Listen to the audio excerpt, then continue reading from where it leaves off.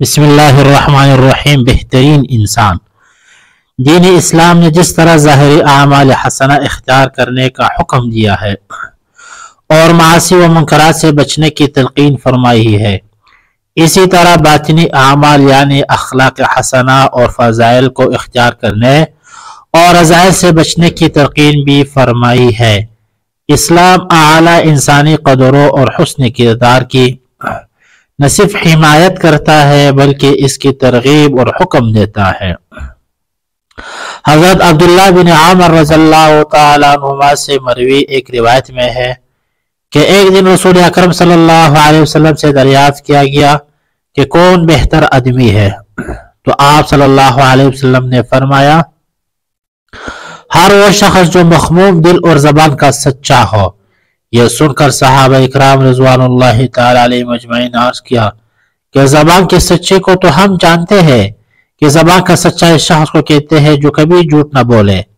لیکن مخموم دل سے کیا مراد ہے؟ آپ صلی اللہ علیہ وسلم نے فرمایا، مخموم دل سے مراد وہ شخص ہے جس کا دل پاک و صاف ہو، پرہیزگار ہو، اس میں کوئی گناہ نہ ہو،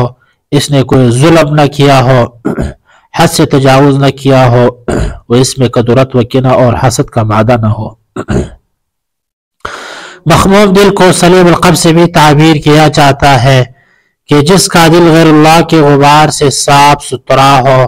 اور برے اخلاق و احوال اور فاسد افکار و خیالات سے پاک ہو۔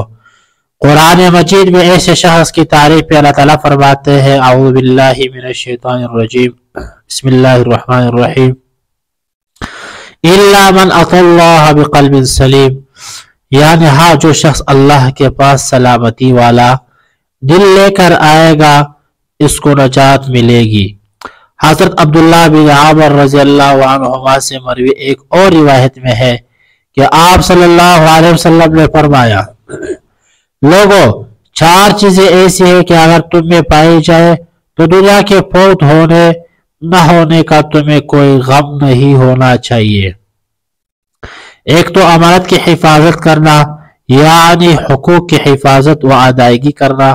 خواہ ان حقوق کا تعلق پروردگار سے ہو یا بندوں سے اور یا اپنے نفس سے۔ دوسری سچی بات کہنا، تیسری اخلاق کا اچھا ہونا،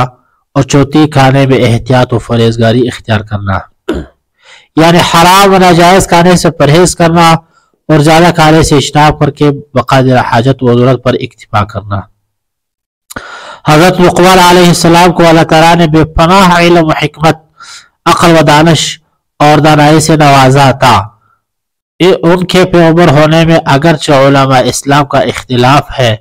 لیکن اس بات پر سب کا اتفاق ہے کہ وہ ایک عظیم انسان، دانشور، حکیم، اللہ کے برگزیدہ بندے اور ولی تھے۔ ان کے بارے میں منقول ہے کہ انہوں نے تقریباً 1000 پیغمبروں کی صحبت اختیار کی تھی اور ان کے سامنے زانو تلمذ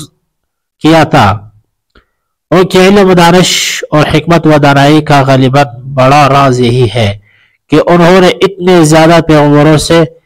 کسب فیض کیا اور ان کی صحبت اختیار فرمائی۔ اللہ تعالیٰ نے ان کو اپنا مقرب اور مقبول بندہ بنایا، یہاں تک کہ حکمت و دانائی سے لبریز ان کی فرمودات کو قرآن مجید کا حصہ بنا دیا۔ حضرت لقمان علیہ السلام سے ایک مرتبہ پوچھا گیا کہ جس مرتبہ یعنی فضیلت کے جس مقام پر ہم آپ کو دیکھ رہے ہیں، اس تک آپ کو کس نے پہنچایا؟ حضرت لقمان علیہ السلام نے فرمایا، سچ بولنے نے کہ میں نے سچائی کا دامن کبھی نہیں چھوڑا، خواہ میں نے خود کوئی بات کی ہو یا کسی کی کوئی بات نقل کی ہو، ہمیشہ سچ بولنے پر عامل رہا۔ ادائیگی امانت یعنی خواہ کوئی مالی معاملہ ہو یا فعلی، میں نے ہمیشہ دیانتداری کو ملحوظ رکھا ہے، اور جو چیزیں میرے لیے بے فائدہ اور غیر ضروری ہے ان کو ترک کر دینے سے۔ اس روایت سے معلوم ہوتا ہے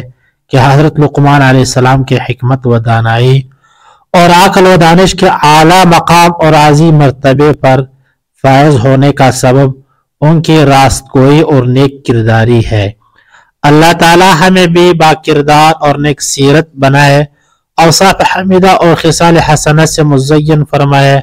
معاصی منکرات سیئات بے فائدہ اور لا یعنی امور سے اجتناب کی توفیق عطا فرمائے، آمین۔